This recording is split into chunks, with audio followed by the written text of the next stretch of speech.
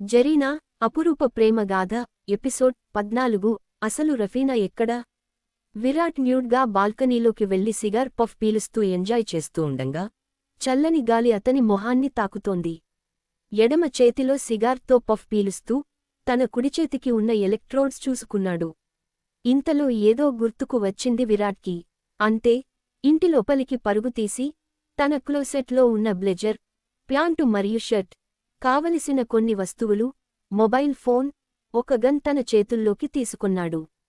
విరాట్ యొక్క కుడి చేతిని తీక్షణంగా మళ్లీ 3 క్షణాల పాటు తదేకంగా చూశాడు. తన చెయ్యి సాధారణంగా, ఎప్పటిలా మామూలుగా తయారు అయిపోయింది. మణికట్టు నుండి కాలిపోయిన చర్మం మళ్లీ మొలిచి ఆ చేతిని మునుపటిలా కవర్ చేసేసింది అన్నమాట. ఇప్పుడు విరాట్ యొక్క చెయ్యి అత్యంత సాధారణంగా ఉంది. కాని తన ఎడమ కన్నుగుడ్డులో నల్లటి కనుగుడ్లు బదులు రెడ్ కలర్లో ఒక లైట్ బ్లింక్ అవుతోంది. చెయ్యి పూర్తిగా మామూలు స్థితికి వచ్చాక తన కంట్లో ఉన్న రెడ్ లైట్ బ్లింకింగ్ ఆగిపోయి అతని ఎడమ కన్ను కూడా సాధారణ స్థితికి చేరుకుంది. తరువాత బట్టలు వేసుకోకముందు అద్దంలో ఒక్కసారి తన శరీరాన్ని మొత్తం చూసుకున్నాడు విరాట్. అంతా బాగానే ఉంది అని తెలుసుకున్నాడు. గబా గబా బట్టలు తొడుక్కుని హాల్లో పంజరంలో ఉన్న రూబీ దగ్గరకు వెళ్లాడు విరాట్. ఇంట్లోని ఫైర్ అలారం సిస్టమ్ని డియాక్టివేట్ చేసి రూబీ ఉన్న చోటుకు చేరుకున్నాడు విరాట్. పంజరం మొత్తం రక్తంతో తడిసిపోయి ఉంది. రూబీతో చివరిసారిగా ఇలా అన్నాడు విరాట్. విరాట్, సారీరా రూబీ, అసలు నీకు ఇలా జరుగుతుంది అని అస్సలు ఊహించలేదు. నువ్వు ఎప్పుడూ నా గుండెల్లోనే ఉంటావు. అర్జెంటు పని పైన నేను వెళ్ళిపోతున్నాను. అంత్యక్రియలు నీకు ఇలా చెయ్యవలసి వస్తుంది అని నేను అస్సలు కలలో కూడా ఊహించలేదు. ఆన్స్ అగైన్ సారీరా రూబీ, నువ్వు నా బెస్ట్ ఫ్రెండ్ అని చెప్పి ఆ పంజరం పైన తనతో పాటుగా తెచ్చుకున్న గాసోలిన్, పెట్రోల్లా మండే పదార్థం ఒక డబ్బా నుంచి ఒంపాడు. తన దగ్గర ఉన్న సిగార్ లైటర్తో ఆ పంజరాన్ని వెలిగించేసేశాడు. క్షణాల్లో ఆ పంజరం మొత్తం దగ్ధం అయింది. ఆ పని పూర్తి అయ్యాక ఆ ఆష్ని మొత్తం క్లీన్ చేసి రూమ్ రిఫ్రెషనర్ కొట్టేసి రూబీ ఆనవాళ్లు ఇంక తన ఇంట్లో లేకుండా తుడిచిపెట్టేశాడు విరాట్. ఈ పని మొత్తం పూర్తి చేసి తన ఫ్రెండైన శ్యామ్కి ఫోన్ చేశాడు. శ్యామ్కి ఎన్నిసార్లు కాల్ చేసినా శ్యామ్ ఫోన్ లిఫ్ట్ చేయడం లేదు. టైం చూశాడు విరాట్. సమయం ఉదయం 3:30. విరాట్ మనస్సులో ఇలా అనుకుంటున్నాడు, అనవసరంగా రఫీనా గురించి చెప్పి వీడిని భయపెట్టడం కూడదు. అసలుకే భయస్థుడు. అయినా ఇన్నిసార్లు కాల్ చేసినా ఎందుకు లిఫ్ట్ చేయడం లేదు? అయినా రఫీనాను ఆ దెయ్యం బార్లోనే ఎక్కడ దాచిపెట్టి ఉంటుంది? అందరూ వెళ్ళిపోయాక వెతకడం బెటర్. లేకుంటే అనవసరంగా అందరికీ అనుమానం కలిగేట్టు ప్రవర్తిస్తూ వెతకాలి. నాకు తెలిసినంత వరకు దీని దెబ్బకు ఆ అమ్మాయి ఎప్పుడో చచ్చిపోయి ఉంటుంది.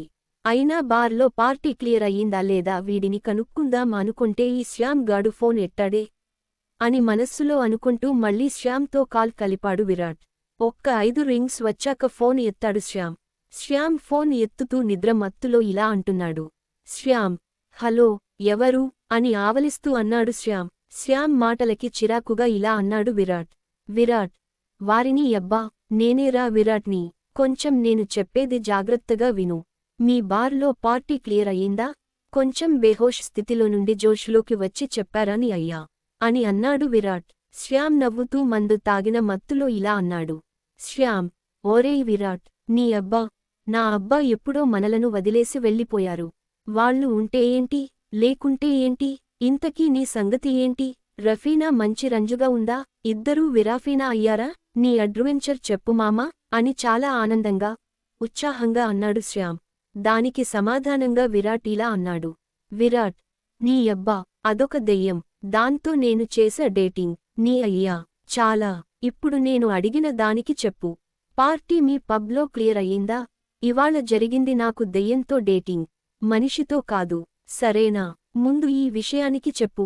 మీ పార్టీ క్లియర్ అయ్యిందా అని శ్యామ్తో కోపంగా అన్నాడు విరాట్. విరాట్ అన్న మాటలు విని మైకంగా ఇలా అన్నాడు శ్యామ్. శ్యామ్, క్లియర్ అయ్యింది మామా. అందరూ ఎవరికి వాళ్ళు గ్లాస్ రూమ్స్లో బూమ్ బాక్స్ రెడీగా పెట్టుకుని బంచికి బామ్ డాన్స్ వేసుకుంటూ 100% కామంతో నాగుపాములు పెనవేసుకున్నట్టు పెనవేసుకుని కుమ్ముకుంటున్నారు. ఎవరి పనిలో వాళ్ళు ఉన్నారు. నువ్వు వచ్చేయి చెబుతా. నీ అనుభవం ఈ ఫ్రెండ్తో పంచుకోవా అని తాగిన మత్తులో మాట్లాడుతున్నాడు శ్యామ్. శ్యామ్ అన్న మాటలకు విరాట్కి చిర్రెత్తింది. విరాట్, నీ అయ్యా, పిచ్చినా కొడకా వస్తున్నా ఉండు.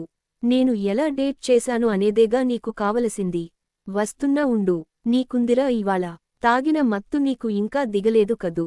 నేను వచ్చి దించుతాగా. నువ్వు ఉన్న హాల్లో ఎవరూ లేకుండగా చూసుకో సరేనా అని చెప్పి ఫోన్ పెట్టేశాడు విరాట్. ఇంటిని లాక్ చేసి పరుగు పరుగున క్రిందకు లిఫ్ట్తో పని లేకుండా ఒక ఫ్లోర్ నుండి ఇంకొక ఫ్లోర్కి దూకాడు విరాట్. అలా ఒక్క 15 నిమిషాల్లో క్రిందకు దూకేసి బేస్మెంట్లో ఉన్న పార్కింగ్ లాట్కి చేరుకున్నాడు విరాట్. పార్కింగ్ లాట్లో తన కార్ని బయటకు తీసి తాను పనిచేసే బార్ వైపు పరుగులు పెట్టించాడు విరాట్. కొంతసేపటికి విరాట్ పనిచేసే ఎక్స్సీ పబ్కి చేరుకున్నాడు. లోపల డోర్ తీసుకు వెళ్లేటప్పటికి లక్కీగా అక్కడ శ్యామ్ తప్ప ఎవ్వరూ లేరు. శ్యామ్ ఆ బార్ టెండరింగ్ టేబుల్ దగ్గరే నిద్రతో జోగుతున్నాడు. విరాట్ పరుగు పరుగున వచ్చి శ్యామ్ని తన చేతితో తట్టి లేపుతూ ఇలా అన్నాడు. విరాట్, రే శ్యామ్, లేవరా, చాలా ఇంపార్టెంట్. ఆ అమ్మాయి రఫీనా జాడ కనుక్కోవాలి. పాపం ఏమైందో ఏమో అని అన్నాడు. ఆ మాటలు విన్న శ్యామ్ ఇలా అన్నాడు. శ్యామ్, మామా, ఇంతకీ ఇది చెప్పు. ఆ అమ్మాయి రెచ్చిపోయిందా? నీ దెబ్బకు తట్టుకోలేక పడిపోయిందా? పాపం అంటున్నావు అన్నాడు శ్యామ్. ఆ మాటలు విని విరాట్ ఇలా అన్నాడు. విరాట్, మందు తాగితే చెప్పిన సెంటెన్స్లో సగమే బుర్రకు ఎక్కుతుంది అన్నమాట. నేను ఎక్కిస్తాగా నీ బుర్రకి. అలాగే ఉండు సరేనా? అలాగే ఉండటానికి ట్రై చెయ్యి అని అంటూ శ్యామ్ వీపుపై ఒక్కటి ఇచ్చాడు విరాట్, వేడిగా తన ఎడమ చేతితో. అదే షాట్ కుడి చేతితో ఇస్తే శ్యామ్ అక్కడికక్కడే మరణిస్తాడు కాబట్టి తన రోబోటిక్ ఆర్మ్ వాడలేదు విరాట్. Closing bracket. ఆ దెబ్బతో తాగిన మత్తు మొత్తం దిగిపోయింది శ్యామ్కి. కళ్ళు పెద్దవి చేసి చూస్తూ శ్యామ్ ఇలా అన్నాడు. శ్యామ్, మామా, ఎలా ఉన్నావు? నువ్వు ఎప్పుడు వచ్చావు? నా వీపు వైబ్రేట్ అవుతోంది ఏంటి అని అన్నాడు మందు మత్తు దిగిపోయిన శ్యామ్. విరాట్, నొప్పిగా కూడా ఉందా అని అన్నాడు విరాట్. దానికి శ్యామ్ వెక్స్యార్డ్ స్టైల్లో, శ్యామ్, హా భాయ్ హా అన్నాడు. ఆ మాటకు విరాట్ ఇలా అన్నాడు. విరాట్, ఆ నొప్పికి కారణం నీకు తరువాత తెలుస్తుంది కాని ముందు నాతో పాటు ఆ అమ్మాయిని వెతుకు అని అన్నాడు విరాట్. దానికి శ్యామ్ ఇలా అన్నాడు చిన్నంగా విరాట్ చెవిలో సరదాగా మాట్లాడుతూ. శ్యామ్, ఎవరిని అని అన్నాడు విరాట్ చెవిలో ఊదుతున్నట్టుగా. విరాట్, రఫీనాను వెతకాలి. ఇదే బార్లో ఉంది. మొదట తాను రెడీ అవ్వడానికి టాయిలెట్కి వెళ్ళింది కదూ అని అన్నాడు. దానికి శ్యామ్ ఇలా అన్నాడు. శ్యామ్, రఫీనా ఇప్పటి వరకూ నీతో ఉంది కదరా? ఇక్కడ రఫీనాను వెతుకుతావి ఏంటిరా మామా అని సందేహంగా అన్నాడు శ్యామ్. విరాట్ శ్యామ్ మాటలకు స్పందిస్తూ ఇలా అన్నాడు.